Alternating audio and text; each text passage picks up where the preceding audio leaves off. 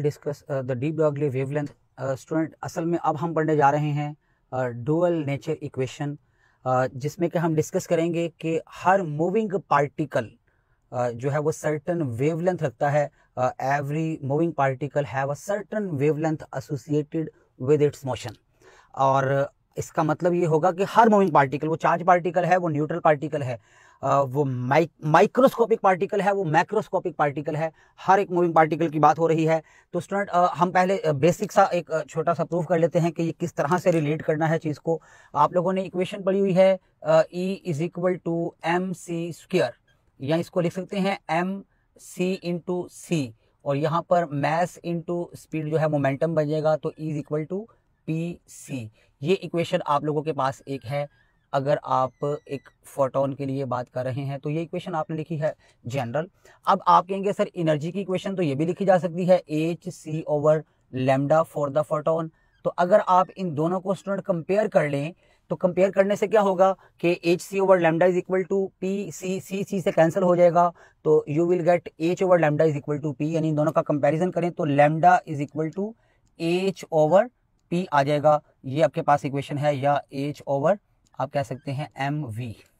अब स्टूडेंट, ये जो मैंने इक्वेशन लिखी है, इस इक्वेशन में डुअल नेचर क्या है ये देखना है। स्टूडेंट देखें, बात ये है कि अगर इस इक्वेशन की मैं थोड़ी देर के लिए एक साइड आपसे छुपा लेता हूं, मैं कहता हूं जस्ट एक साइड देखें, सिर्फ ये वाली साइड, तो आप कहेंगे सर ये जिस चीज की भी आपने इक्वेशन लिखी है वो वेव है क्योंकि वेवलेंथ है। और अगर मैं ये वाली साइड को आपके कहूं कि थोड़ी देर के लिए भूल जाए और अब सिर्फ इस साइड को देखें, तो आप कहेंगे सर ये जिस भी चीज के लिए इक्वेशन लिखी है it have momentum, it have mass, यानी ये पार्टिकल है जिसकी इक्वेशन लिखी है। लेकिन अगर दोनों को इकट्ठा देखें तो इसका मतलब ये जिस चीज के लिए भी इक्वेशन लिखी है वो at the same time wave nature भी रखता है, पार्टिकल नेचर भी रखता है। और डी ब्रॉगली ने ये प्रूव किया हुआ है कि ये असल में हर एक मूविंग पार्टिकल के लिए एप्लीकेबल बात है। जो भी पार्टिकल मूव कर रहा है, आप उस मूविंग पार्टिकल के मोमेंटम को या मैस और वेलोसिटी को यहां पुट करें तो आप उससे रिलेटेड मूविंग पार्टिकल की उस मोशन से एसोसिएटेड वेवलेंथ जो है वो फाइंड कर सकते हैं। यानी हर moving particle as a wave behave करता है। तो स्टूडेंट, आपका एक क्वेश्चन फौरी तौर पर जहन में आएगा कि सर इसका मतलब बड़े पार्टिकल यानी इंसानों की बात कर लें, गाड़ियों की बात कर लें, आप कहेंगे सर ये इसका मतलब मूविंग पार्टिकल नहीं, मैं अगर मूव कर रहा हूं तो मेरी इस मोशन से रिलेटेड जो है वो वेवलेंथ कुछ ना कुछ होगी। तो आप कहेंगे सर फिर इंसानों की इसका मतलब है वेव नेचर डिस्कस की जा सकती है। अगर की जा सकती है तो आप कहेंगे सर कभी इंसानों का तो आपने डिफ्रैक्शन फिनोमेना नहीं देखा, कभी इंसानों के लिए तो हमने इंटरफेरेंस फिनोमेना नहीं देखा, वो सारे फिनोमेना जो वेव नेचर के होते हैं वो कभी हमने डिस्कस नहीं किए हैं। तो स्टूडेंट, इसकी रीजन भी इसलिए बताई है कि आपको दो एग्जाम्पल दी है। सपोज अभी एक हम बात कर लेते हैं जो आपकी टेक्स्ट बुक में एक बात की हुई है कि अगर एक आपके पास बॉल है, मैस उसका 20 ग्राम है, यानी हम एक एग्जाम्पल की बात कर रहे हैं कि अगर सपोज मेरे पास जो है वो एक ऑब्जेक्ट है, एक बॉल है जिसका मैस कितना है, वो मैस उसका 20 ग्राम है और मूव कर रहा है विद द स्पीड, कितनी स्पीड दी हुई थी बुक में 330 मीटर पर सेकंड। एक ऑब्जेक्ट की बात हो रही है, तो देखते हैं इसकी मोशन से रिलेटेड एसोसिएटेड वेवलेंथ कितनी है, क्योंकि हम कह रहे हैं every moving particle have a certain wavelength. तो इसकी अगर वेवलेंथ स्टूडेंट आप कैलकुलेट करेंगे ना तो वो आपके पास क्या आ जाएगी, एच, यानी एच की वैल्यू क्या है 6.63 10⁻34 डिवाइडेड बाय एम वी, और मैस कितना है इसका 20, और ग्राम की जगह आप लिखते हैं 10⁻3, और स्पीड कितनी से मूव कर रहा है 330। तो स्टूडेंट अप्रोक्सीमेटली कितना आंसर आता है 1 × 10⁻34। इसका मतलब है ये मूविंग पार्टिकल वेव नेचर रखता है, लेकिन उस वेव नेचर की वेवलेंथ तो देखें किस रेंज में आ रही है। उसकी वेवलेंथ आ रही है कितनी स्टूडेंट, 10⁻34 ऑर्डर की। आपको पता है एक्सरेज की वेवलेंथ जब नैनोमीटर से कम हमें मिलती है, पता है 10⁻10 मीटर होती है, तो एक अरसे तक कोशिश की जाती रहेगी कि एक्सरेज की डिफ्रैक्शन कैसे स्टडी की जाए, क्योंकि डिफ्रैक्शन के लिए कंडीशन होती है ना, स्लिट साइज जो है वो आपके पास aperture of the slit must be comparable with the wavelength of light. तो फिर एक्सरेज की डिफ्रैक्शन नहीं हो रही थी ऑर्डिनरी हमारे पास स्लिट्स से, फिर वो जाके ब्रैग्स लॉ में पता लगा कि जो क्रिस्टल में एटम्स अरेंज होते हैं और वहां पर आपके पास स्पेसिंग जो होती है वो इतनी कम होती है इसी ऑर्डर की 10⁻10 की, तो वहां आपने एक्सरेज की डिफ्रैक्शन पड़ी। इसका मतलब ये समझे कि -10 मीटर वेवलेंथ थी और उसको डिटेक्ट करना बड़ा मुश्किल हो गया था हमारे लिए। तो -34 मीटर जिसकी वेवलेंथ आ रही है, क्या उसका कोई वेव फिनोमेना हम ऑब्जर्व कर पाएंगे? तो यही वजह है कि जो मैक्रोस्कोपिक पार्टिकल होते हैं दे हैव वेवलेंथ, लेकिन उनकी वेवलेंथ को डिटेक्ट नहीं कर सकते आप प्रैक्टिकली किसी फिनोमेना से। तो इसलिए हम लोग मैक्रोस्कोपिक लेवल के ऊपर जो है वो सिर्फ कौन सी नेचर पढ़ रहे होते हैं, वो हम पढ़ते हैं सिर्फ उसकी जो है वो पार्टिकल नेचर, उसकी वेव नेचर का कोई आर्टिकल आप नहीं देखते हैं मैक्रोस्कोपिक लेवल के। लेकिन यही बात आपकी बुक में एक सेकंड एग्जांपल में एक और बात लिखी है कि अगर आप यही बात अप्लाई कर दें, किसके लिए भला, एक इलेक्ट्रॉन जिसका मास आपको पता है 9.1 10 -31 किलोग्राम होता है। तो स्टूडेंट अगर आप इसकी बात करें एक इलेक्ट्रॉन की जो कि रिवॉल्व कर रहा है हाइड्रोजन के फर्स्ट ऑर्बिट के अंदर, कितनी स्पीड से रिवॉल्व करता है, ये हाइड्रोजन की फर्स्ट ऑर्बिट में रिवॉल्व करता है इलेक्ट्रॉन अप्रोक्सीमेट 10⁻⁶ मीटर पर सेकंड का ऑर्डर आता है ये। अब अगर आप इस इलेक्ट्रॉन की वेवलेंथ फाइंड करें तो जो रिवॉल्व कर रहा है हाइड्रोजन के फर्स्ट ऑर्बिट के अंदर न्यूक्लियस के अराउंड, तो यहाँ पर इसकी मोशन से रिलेटेड क्या आपके पास आता है, ये यही क्वेश्चन अप्लाई करें, एज की वैल्यू लिखें, मास ऑफ इलेक्ट्रॉन 9.1 10⁻⁻31 kg और स्पीड कितनी है फर्स्ट ऑर्बिट के अंदर 1 × 10⁻⁶। तो स्टूडेंट जब आप यहाँ पर फाइंड करेंगे ना वेवलेंथ, तो ये वेवलेंथ आपके पास क्या आएगी, ये वेवलेंथ आपके पास आएगी अप्रोक्सीमेट, हम वही ऑर्डर की बात कर रहे हैं, ये अप्रोक्सीमेट आपके पास आ जाती है 10⁻⁻10 मीटर में। अब स्टूडेंट आप कहेंगे यस ये बात ठीक है, अगर 10⁻⁻10 मीटर आपके पास ऑर्डर की वेवलेंथ आ रही है तो आप कहेंगे सर ये फिर डिटेक्ट होना चाहिए इसका फिनोमेना, क्योंकि 10⁻⁻10 मीटर का मतलब है एक्सरेज रीजन में लाई कर गया और एक्सरेज का तो डिफ्रैक्शन फिनोमेना में पड़ा है।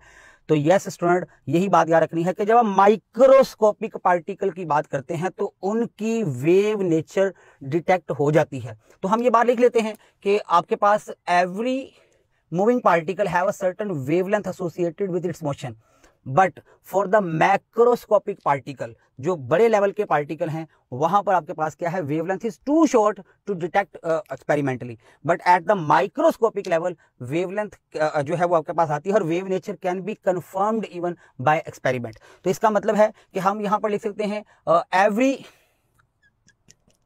मूविंग पार्टिकल, चाहे वो चार्ज पार्टिकल है या नहीं है, ऑब्जेक्टिव के लिए कि चार्ज होना जरूरी नहीं है, एवरी मूविंग पार्टिकल वो किसी भी स्पीड से मूव कर रहा है, every moving particle have certain wavelength, every moving particle have certain wavelength associated with its motion, associated with its motion. तो हर एक मूविंग पार्टिकल जो है उसकी सर्टेन वेवलेंथ है, और for the macroscopic particle wavelength is too short.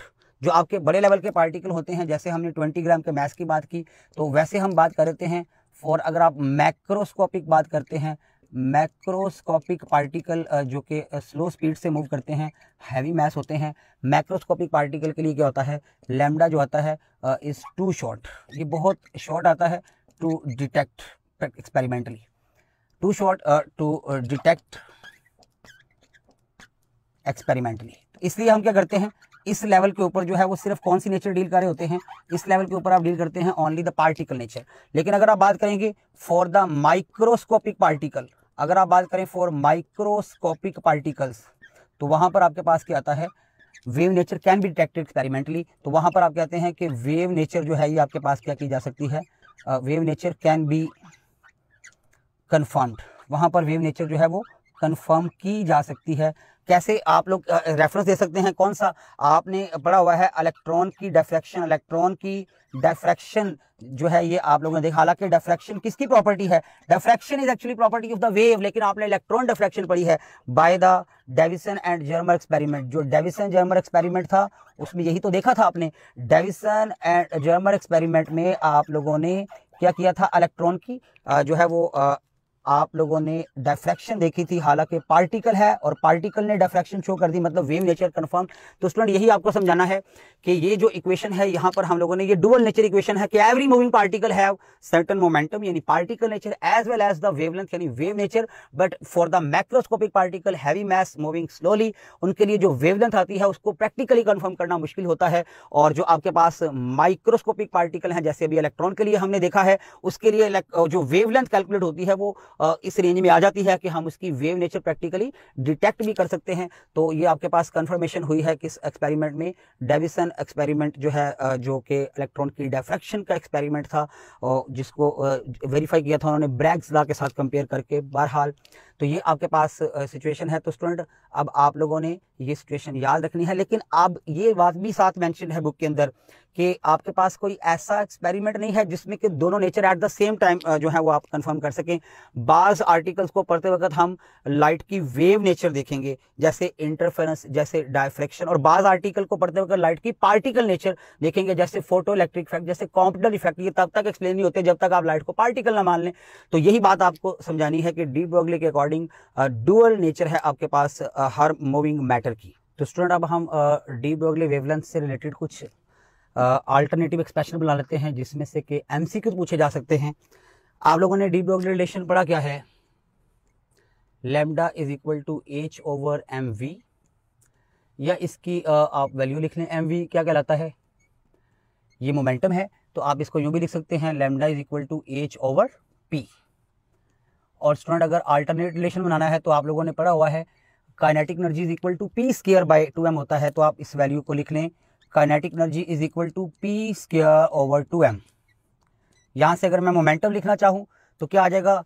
P square is equal to 2m kinetic energy, तो p किसके equal आ जाएगा? 2m काइनेटिक एनर्जी, और स्क्वायर रूट लिया है क्योंकि स्क्वायर था तो मैंने p की वैल्यू निकालने के लिए यहां पर वैल्यू पुट करेंगे, तो लैम्डा इज इक्वल टू क्या आ जाएगा स्टूडेंट हमारे पास? h ओवर p की वैल्यू लिख दें 2 into mass into kinetic energy. तो स्टूडेंट ये डिफरेंट फॉर्म हम बना रहे हैं जहां से क्वेश्चन बन सकेंगे, और हम देखेंगे भी कि किस तरह के क्वेश्चन बनते हैं। तो ये मैंने आपके पास कुछ रिलेशन बनाए हैं। अब इसी तरह से अगर एक चार्ज पार्टिकल है तो उसको काइनेटिक एनर्जी आप through some certain potential difference देते हैं, तो उस केस में ये रिलेशन किस तरह से आएगा? तो स्टूडेंट आपके पास पोटेंशियल डिफरेंस का फार्मूला क्या है? V is equal to W by Q, और यहाँ पर यही जो वर्क डन है by the battery it provide the kinetic energy to the charge particle, तो इस वर्क डन को आप काइनेटिक एनर्जी लिख सकते हैं, तो बन जाएगा VQ। और स्टूडेंट ये वैल्यू अगर आप यहाँ पुट कर दें तो lambda is equal to H over क्या आ जाएगा? 2m, और इस काइनेटिक एनर्जी की जगह आप क्या लिखने वाले हैं अब? VQ। तो चार्ज पार्टिकल को क्योंकि सर्टेन पोटेंशियल डिफरेंस से एक्सेलरेट करवाया जाता है, इसलिए मैंने क्या किया है, उसका एक सर्टेन रिलेशन भी आपको बना दिया है।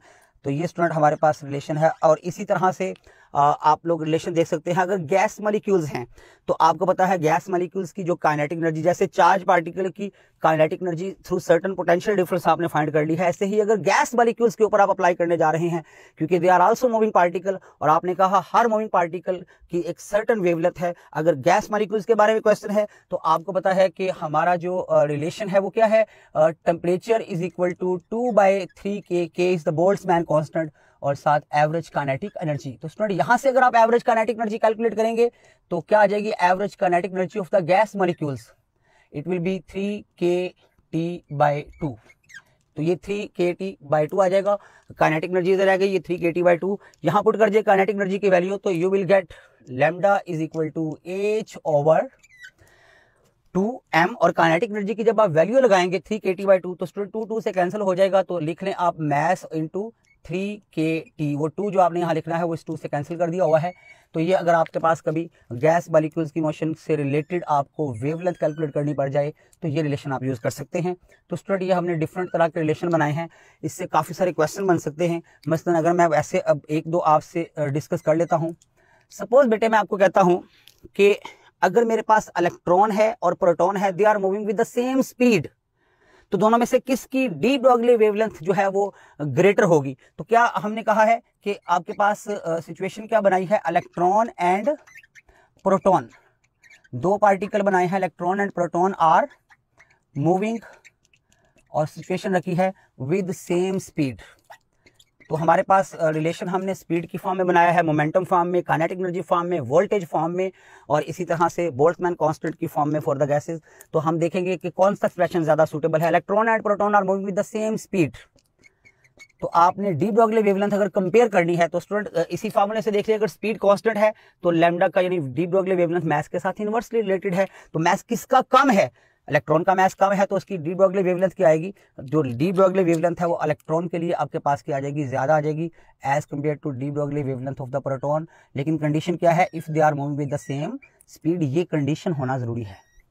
क्योंकि अगर मैं क्वेश्चन चेंज कर दूं, मैं आपके पास क्वेश्चन की सिचुएशन ये बना दूं, मैं कहता हूं यही क्वेश्चन है, सारी बात यही लिखी हुई है, मैंने आपसे डिस्कस किया है। मैं कहता हूं इलेक्ट्रॉन एंड प्रोटॉन, इलेक्ट्रॉन और प्रोटॉन जो है, और सिचुएशन लिखी हुई है मूविंग विद, हम कहते हैं दे आर मूविंग विद, अब सेम स्पीड नहीं है, सिचुएशन चेंज कर रहे हैं, विद सेम मोमेंटम। हमने सिचुएशन चेंज कर दी विद द सेम मोमेंटम। तो स्टूडेंट बड़ा क्लियर हो गया, जब मोमेंटम दोनों का सेम, एच वैसे कांस्टेंट है, तो उनकी जो वेवलेंथ है, डी ब्रोगली वेवलेंथ, वो भी क्या आ जाएगी, आप कहेंगे इस केस में जो डी ब्रोगली वेवलेंथ है दोनों पार्टिकल की, वो क्या आ जाएगी, प्रोटॉन इलेक्ट्रॉन की सेम आ जाएगी। लेकिन कंडीशन क्या है, if they are moving with the same speed. तो स्टूडेंट आपको इक्वेशन यूज करनी सिखाई, एक आध और भी बात अप्लाई कर लेते हैं। सपोज मैं कहता हूं कि हम इस सिचुएशन पे आ गए हैं, proton and alpha particle are moving with the same kinetic energy. अब काइनेटिक एनर्जी हम सेम कर देते हैं, मैं ये सिचुएशन बना रहा हूं। हम कहते हैं कि अगर आपके पास क्या है, proton and alpha particle, proton and alpha particle, दो पार्टिकल्स की बात हो रही है, और सेम देखिएगा क्या है, moving with same kinetic energy, they are moving with the same kinetic energy. Then आपने क्या बताना है, वेवलेंथ की रेशियो बतानी है इस मूविंग प्रोटॉन की और अल्फा पार्टिकल की। तो स्टूडेंट आपने कांस्टेंट से सारी बात याद रखनी है। जब मैंने कहा moving with the same speed, ये रिलेशन यूज किया। जब मैंने कहा moving with the same momentum, ये रिलेशन यूज किया। अब मैं कह रहा हूं they are moving with the same kinetic energy, और पार्टिकल भी चेंज किए हैं, एक प्रोटॉन है और एक अल्फा पार्टिकल है। तो स्टूडेंट देखें, जब काइनेटिक एनर्जी कांस्टेंट हो जाएगी, एच वैसे ही कांस्टेंट है, टू भी कांस्टेंट, तो wavelength is inversely related with the square root of the mass. आप ये वाला रिलेशन अब फॉलो करने जा रहे हैं, दिस वन। तो स्टूडेंट क्या बनेगी सिचुएशन, आप कहेंगे कि सिंपल है, अब proton wavelength over alpha particle wavelength जो है inversely related with the mass. इससे मुराद क्या है, ऊपर यहाँ mass of the alpha particle आएगा, इनवर्स है ना, तो mass of the alpha particle क्या होता है, 4 time mass of the proton, और इनवर्स है तो यहाँ mass of the proton, inverse लिखा है, प्रोटॉन का मास नीचे लिखा है, अल्फा पार्टिकल का ऊपर लिखा है। अल्फा पार्टिकल 4 टाइम मैसिव होता है as compare to the proton. तो अब सिचुएशन क्या बनेगी, दोनों कैंसिल करके स्टूडेंट क्या आंसर आ जाएगा, 4 स्क्वायर रूट विच बिकम 2। तो इसका मतलब है अब रेशो क्या आ जाएगी, 2:1। तो मेरी बात को आप फॉलो करके होंगे कि किस तरह से हम लोग डिफरेंट रिलेशन यूज करते हैं, बाकी भी यूज किए जा सकते हैं। हम कुछ एमसीक्यूज के जरिए भी इसकी प्रैक्टिस कर लेते हैं कि कैसे डी ब्रोगली वेवलेंथ के different relation calculation of the wavelength में इन्वॉल्व हैं। तो स्टूडेंट्स क्वेश्चन हम देखते हैं डी ब्रोगली वेवलेंथ से रिलेटेड। फर्स्ट क्वेश्चन आपके सामने है, the wave nature associated with the matter, wave is associated with the matter, क्या स्टेशनरी के लिए। तो स्टूडेंट डी ब्रोगली वेवलेंथ आपने देखा था, every moving particle have a certain wavelength associated with its motion, और ये कोई कंडीशन नहीं थी कि स्पीड कितनी होनी चाहिए है, तो विद एनी स्पीड, यानी मूविंग पार्टिकल होना चाहिए और उसकी कुछ भी स्पीड हो, आप lambda is equal to H over m v relation में स्पीड पुट करें, मैस पुट करें, you will get the wavelength. वो अलग बात है कि वो वेवलेंथ बाद में डिटेक्टेबल है प्रैक्टिकली या नहीं, लेकिन बहरहाल किसी भी स्पीड से मूव कर रहा हो पार्टिकल, आप उसकी वेवलेंथ कैलकुलेट कर सकते हैं। तो वेवलेंथ जो है मूविंग पार्टिकल की होती है if it is moving with any speed, moving होना चाहिए, स्टेशनरी नहीं होना चाहिए। तो इसका मतलब है कि मूविंग पार्टिकल जो है वो होना चाहिए विद एनी स्पीड। तो motion with the any speed जो है वो नेसेसरी है, स्टेशनरी होना नहीं है। और दूसरा कि स्पीड कितनी होनी चाहिए, ये कंडीशन नहीं है। Every moving particle with any speed have certain wavelength associated with its motion. तो ऑप्शन सी जो है वो इसका राइट चॉइस है।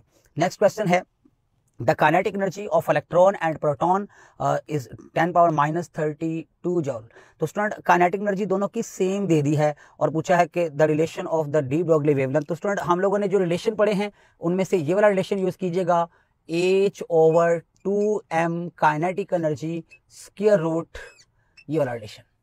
आप देखें उसने कहा है they are moving with the same kinetic energy, kinetic energy constant कर दी है, तो इसका मतलब है अगर काइनेटिक एनर्जी को कांस्टेंट कर दिया है आपने, तो फिर lambda is inversely related with the square root of the मास।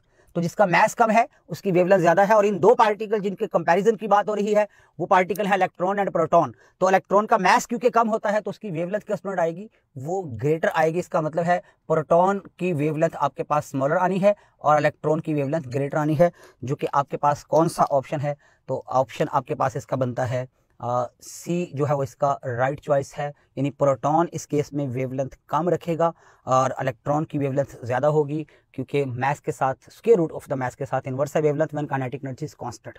और एक्जैक्टली डबल वाली बात नहीं है, आप पुट कर सकते हैं, क्योंकि डबल तो तब आनी थी अगर मास 4 टाइम होता, और ऐसा नहीं है। ये अल्फा पार्टिकल और प्रोटॉन का कंपैरिजन नहीं है, तो ये ज़्यादा तो आएगी लेकिन डबल वाली बात नहीं है आपके पास, या हाफ डबल इस तरह से नहीं हम करेंगे। सर्टन वैल्यू तो आएगी लेकिन आपके पास प्रोटॉन की वेवलेंथ वैसे भी कम आनी है। अगर आप डेल्टा ऑप्शन में देख रहे हैं तो लिखा proton wavelength is double than the electron, ने प्रोटॉन की वेवलेंथ ज़्यादा आ रही है, जबकि आनी किसकी ज़्यादा है, इलेक्ट्रॉन की ज़्यादा आनी है। तो बहरहाल इसका मतलब है हमें कैलकुलेट नहीं करना पड़ेगा, जस्ट कंपैरिजन से आंसर मिल जाएगा। आंसर सी जो है वो राइट है। नेक्स्ट क्वेश्चन आप देखते हैं, Davisson and Germer experiment confirm the wave nature. Student हमने कहा था कि फर्स्ट टाइम के पार्टिकल जो है वो वेव नेचर रखता है, वो डेविसन जर्मन एक्सपेरिमेंट से कंफर्म हुआ था, जिन्होंने इलेक्ट्रॉन की डिफ्रैक्शन करके दिखाई थी फ्रॉम द क्रिस्टल। जैसे कि ब्रैग्स लॉ में होती है एक्सिस डिफ्रैक्शन, वैसी ही डिफ्रैक्शन उतनी ही एंगल के साथ उन्होंने उसको करके कंफर्म किया था कि सेम रिजल्ट आता है। तो इसका मतलब है ये इलेक्ट्रॉन डिफ्रैक्शन से फर्स्ट टाइम जो है वो कंफर्मेशन मिली थी कि पार्टिकल भी वेव नेचर रखता है और उसकी वेव नेचर कंफर्म भी हो सकती है। तो इलेक्ट्रॉन डिफ्रैक्शन जो है वो हुई थी by the Davisson and Germer experiment, जिससे वेव नेचर कंफर्म हुई थी। Option C is the right choice.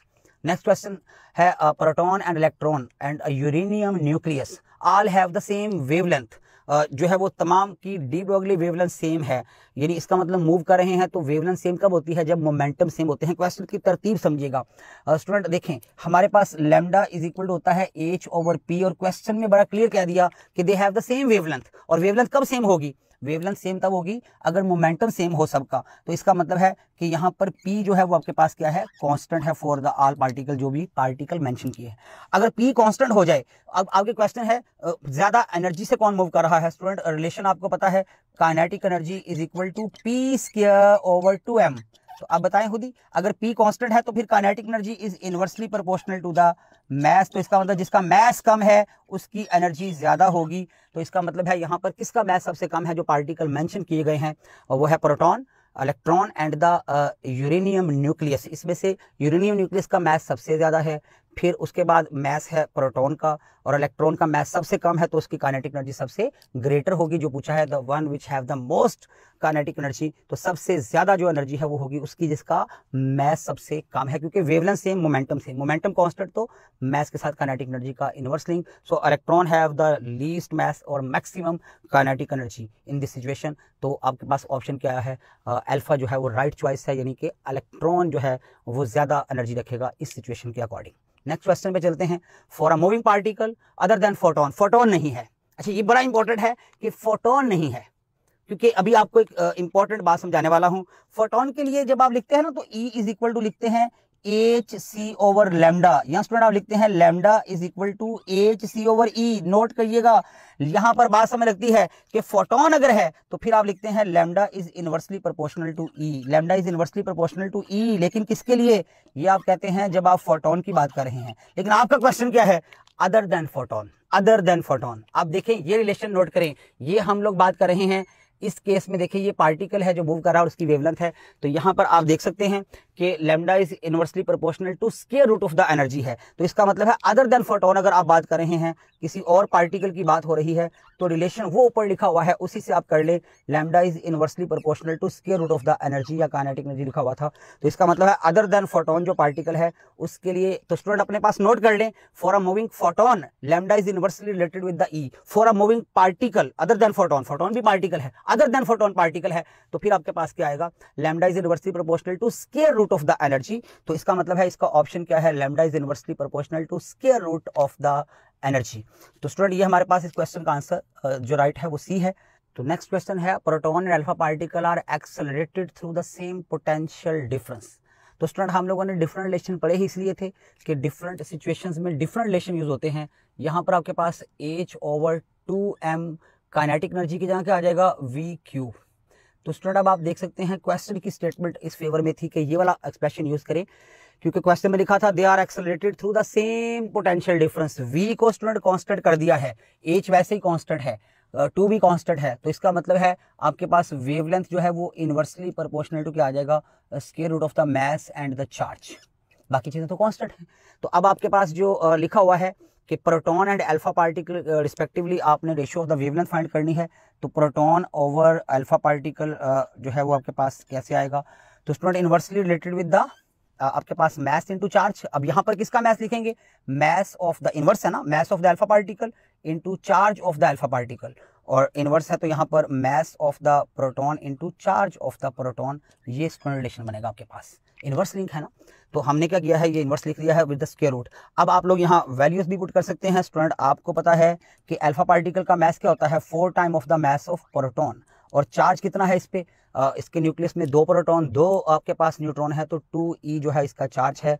और स्टूडेंट नीचे प्रोटॉन के लिए वैसे लिख देते हैं मास ऑफ द प्रोटॉन, और चार्ज ऑफ द प्रोटॉन आपके पास कितना होता है, e जो है वो चार्ज ऑफ द प्रोटॉन है। तो ये आपके पास अब रिलेशन इजीली फाइंड हो सकता है। एमपी से ये ई, इस ई से कैंसिल, तो 4 to the 8, या इसे कर लें 4 का स्क्वायर रूट कितना आ जाएगा स्टूडेंट, आपके पास ये आ जाएगा 2, और वैसे क्या आ जाएगा 2 स्क्वायर रूट के अंदर। तो इसका मतलब है प्रोटॉन ओवर अल्फा पार्टिकल की जो रेशियो आई है वो आई है 2√2/1। तो इसका मतलब है आंसर आपके पास क्या है, डेल्टा जो है वो इसका राइट चॉइस है।